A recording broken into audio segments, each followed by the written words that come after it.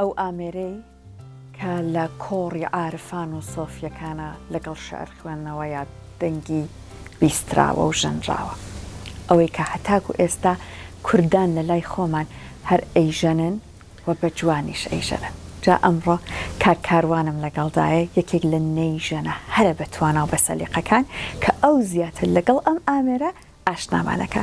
کاروان دەستت خۆش بێت خۆ هەر بمێنی با لە مێژوەکەی نەیەوە دەست پێ بکەین. سوازەوە تۆ سەحەرخان، ئامێری نەی ئەتوانین بڵێن ئامێرێکی جیهانیە، یعنی لە تەواوی دنیا ئەم ئامێرە بەکاردێت. ئامێری نەی لە هەر وڵاتێک شێوازی ئامێری خۆیان جیاوازە. بۆ نمونە لە ئێران بە تەکنیکێک ئەژەنرێ، لە هێندەکان بە تەکنیکەی ژەنن، لە ئەمریکای ژنی بوو لە زۆربەی وڵاتانی دنیا کەم ئامێرە بەکاردێ، هەر یەکە و ئامێری خۆی جیاوازە و شێوازی تۆن و دەنگی جیاوازە. یعنی تەنانەت ئەو کەرەستەی ئەو دارەشی کە لەی دروستەکان جیاوازە. بەڵێ بە ئەکی جیاوازە. ئەتوانم من حەزەکەم وەکو سەرەتایەکی ئامێرەکە، ئامێری نەی ینی کۆنترین ئامێری دنیاە.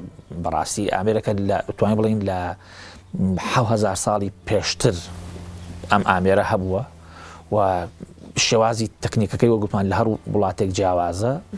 ئەم ئامێری دەستی من کە ئیژەنم ئامێری نەی پێڵن ئامێری نەی هەفت بەندیانی نەی حەوگرێ. فارسەکان ئەمەم شێوازی کە من ئیژەنم پێڵن نەی حەوگرێ. گەردی قەت بەی لەسەرەوە بۆ خوار ئێمە بەندەکانی 1 2 3 4 5 6 هەتا ئەو بچووکە کە ئەبێتە حەوت بەند.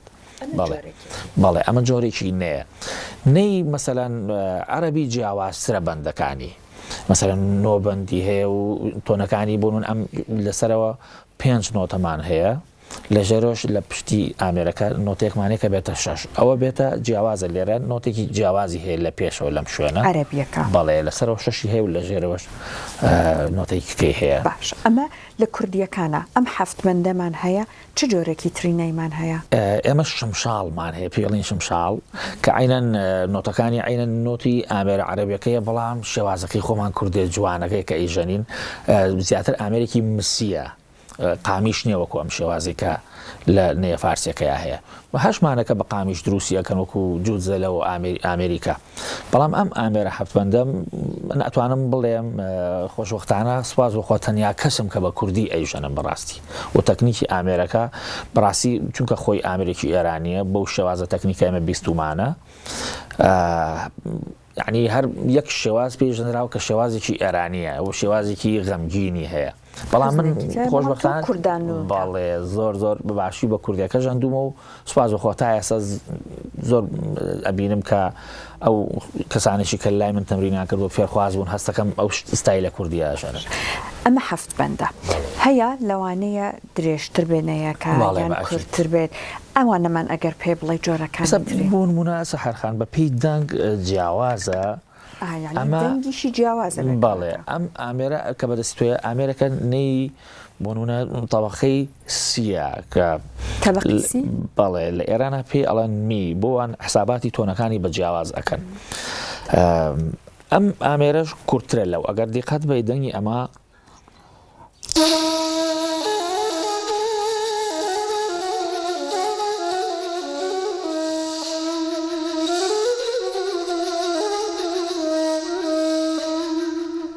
ئێستەمە شێوازی کوردی. ئەگەر دیقەتی ئەم نێ درێژە بەیدانەکەی گەرترا.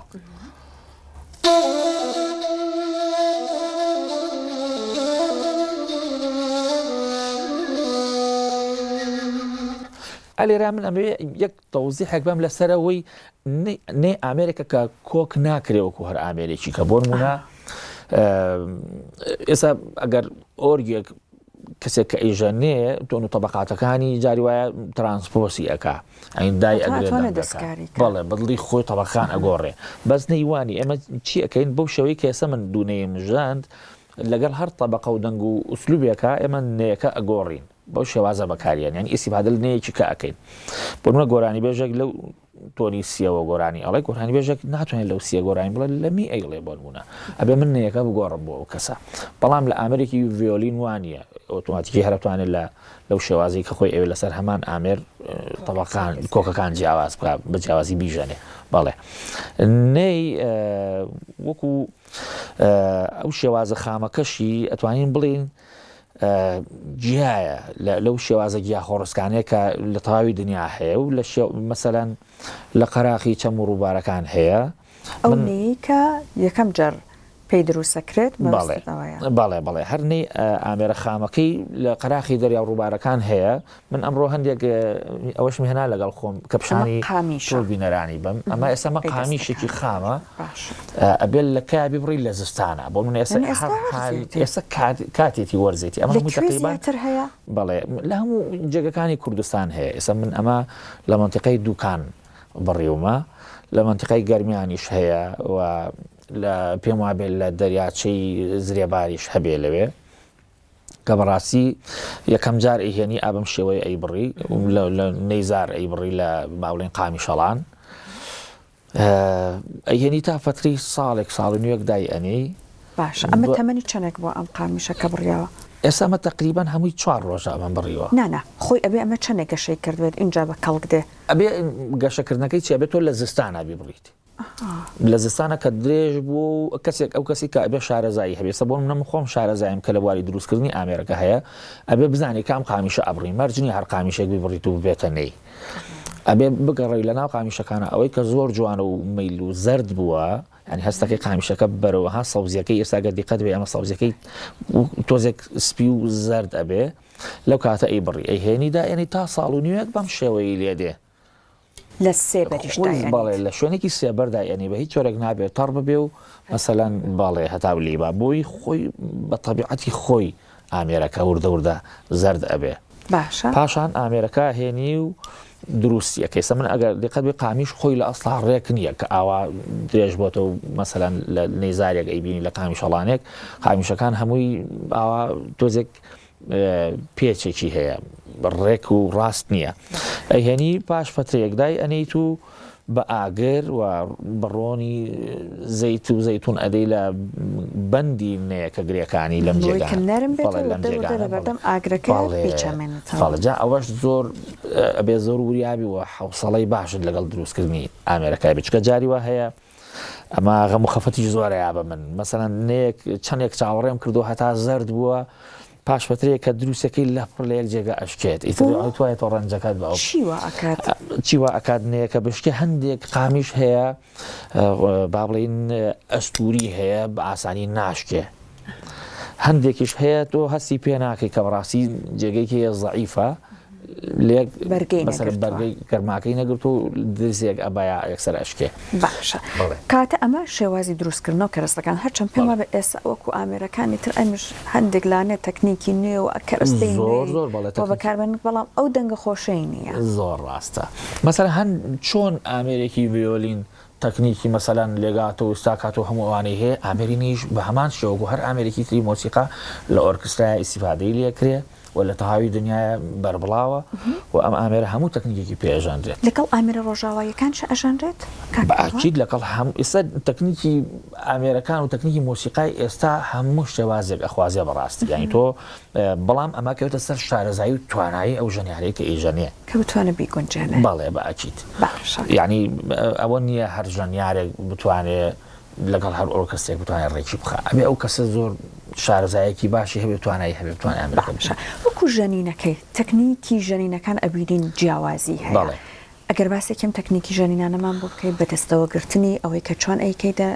سەر بینی لێوەکان بینی دانەکە مەسەلەن لە ئامێرە کوردیەکەیە بۆ نمونە شمشاڵە کوردیەکە ئێمە نەی بەلا لێو ئەچەنین تقریبان بڵێن سەرما ئەچەبێنینەوە بەم شێوازەی ژەنین ئەگەر بە بکرێتە بینی لێوەکان و بەلای دەمەوە بەڵێ بەلای دەم ئەچەندێ بەڵام ئەم ئامێرە حەفمەند ئەکرێتە بین دوودانی پێشەوە و زمان ئەچەمێنرێتەوە ئەم شێوازە ئەوەی کە بێ دانەکانی بۆ داتهاش بەڵێ هەندێک ئێسم بۆ خۆم دانم زۆر جووت بوو بەیەکەوە ینی سەرینەکە نەچوو بەیندانەکەەوە بەڕاستی خۆم هاتم لای دانسازێک بڵێ شێوازی دانم وا ڕێکخست کە زەرریش بە دانم نەگەێنێ و نەیەکە باشی بچێتە بەینی دانەکانمەوە. باشە ئێستا بابینە سەر ئەوەی کە کاروان ڕیتمی جیاواز هەیە بۆ ژەنینی ئەم ئامێرە ڕتمەکان ئەگەر سەرەکیەکانیمان پێ بڵێ کاوانەیە ئەزانی توان سەحرخان هەموو شێوازێکی ڕیتم تۆ توانێم ئامێرە بژەنیت بۆ من ئێمە شێوازی مقاماتمان هەیە کە شێوازێکی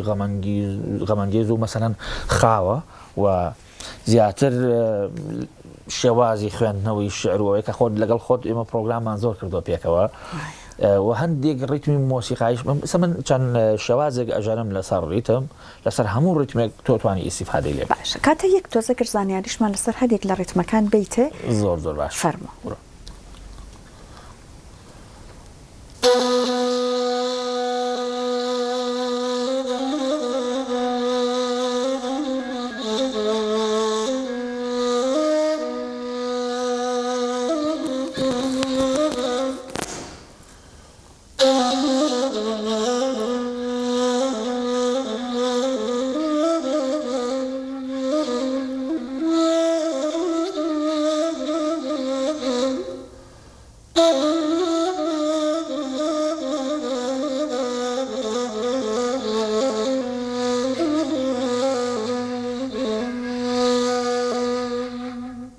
ئەمە شێوازێکی خاوەکە مەقامی حیجازە زیاتر ئەم شێوازە هەم بۆ وتنی مەقامات و هەمیش لەگەڵ شێوازی خوێندنەوەی شعر و بۆ جەوێکی عارفانە زۆر ئەم تەکنیکە ئەژانن ئەم شێوازە ئەژانن ئەگەر بیکەینە سەر شێوازێکی ڕیتمی و میلۆدیەکی لەگەڵ بژەنین.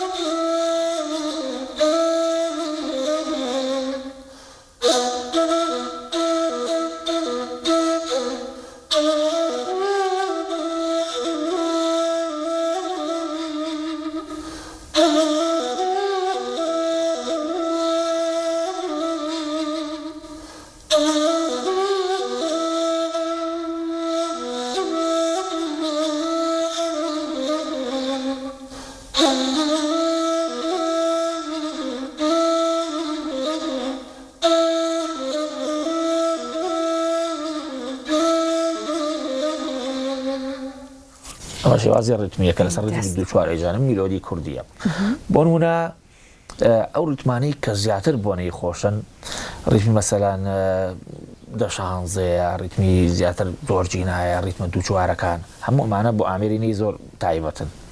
دانیدانە پێمان بڵێ هەر یەک لە ڕیتمەکان کامەیە؟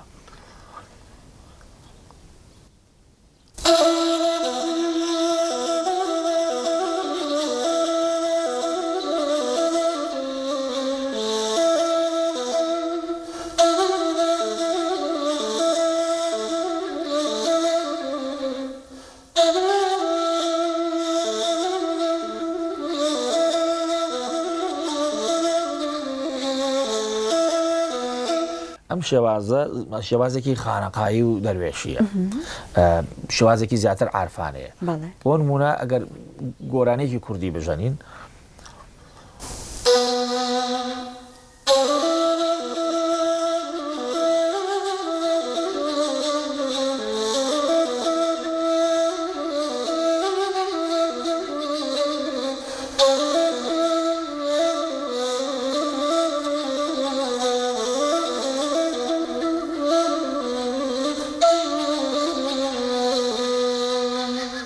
ئەمە شێوازی وەکو گروپێکی مۆسیقاکە شێوازێکی دوو چوار ئەژەنن بەم سەبکە ئیژەنن بەڕاستی بەڵام ئەگەر دقت بێ ئەم شێوازە زۆر جیاوازە لە شێوازە دەروێشیەکە لە شێوازە مەسەلەن عارفانە خانەقاییەکە بۆ نمونە گۆرانێکی کوردی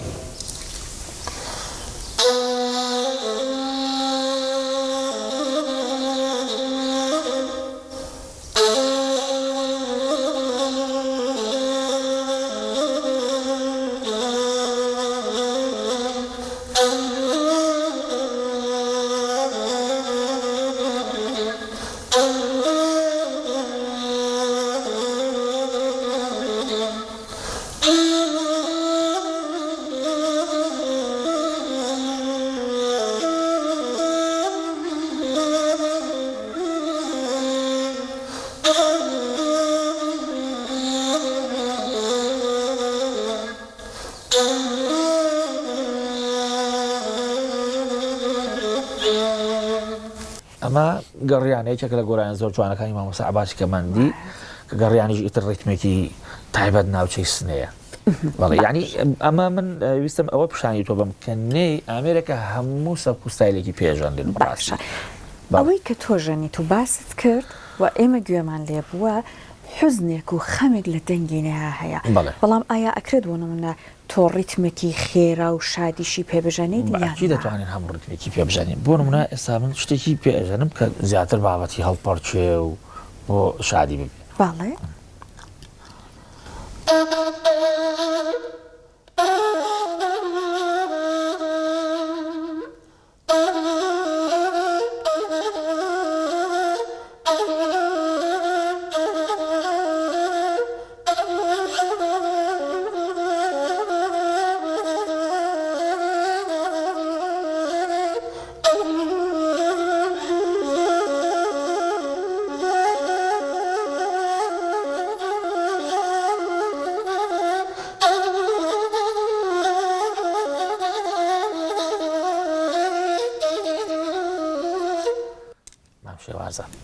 یعنی بە هەر شێوەیەک ئێمە توانین ئامێرە بژەنین بەڕاستی. تەکنیکی ئامێرەکە زۆر بەرزە، ئەتوانین هەم شتی حەزین و غەمگینی پێ بژەنین، ئەتوانین زیاتر شتی هەڵپەرچەی پێ بژەنین، یعنی بۆ هەموو سەبک و ستایلێکی مۆسیقا ئێمە توانین ئیستیفادەی لێ بکەین. زۆر سپاس بۆ تۆ کاک کاروان، هەرچەند ئاشنابوون لەگەڵ نەی مەجالی زۆری ئەوێ، بەڵام ئێمە هەوڵماندا لەم مەجالە کورتە کورت و پوخت لە ڕێگەی جەناب تۆ زانیاری پێشکەشی بینەرانمان کەین. جا بە یادی بەرنامەی غەزەل کۆتاییەکەشی بە خوێندنەوەی پارچە شارێک و هەروەها گوێگرتن لە دەنگی خۆشی ئامێرەنەیەکەی کاک کاروانەوە بێت. هەر بمێنن.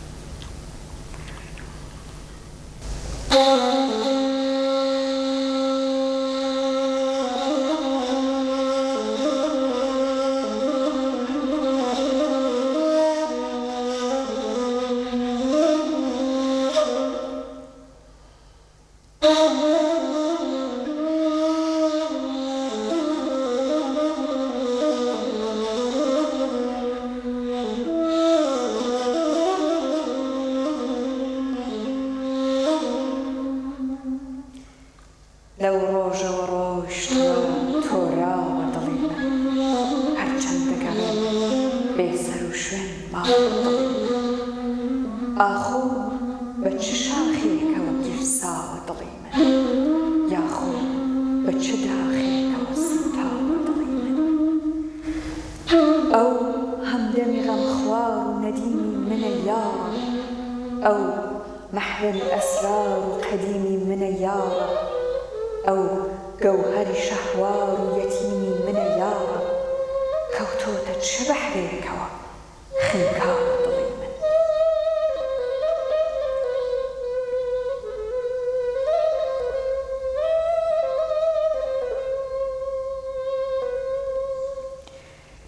مەجنوونی دوو گیسوونی چ لەیلایەکە ئاخۆ، یا واڵێکی جادووی چ ئەزرایەکە ئاخۆ، دێوانەی ئاهووی چ سەحرایەکە ئاخۆ، کام چێرە پەریدی وەکە ترساوە دڵی من.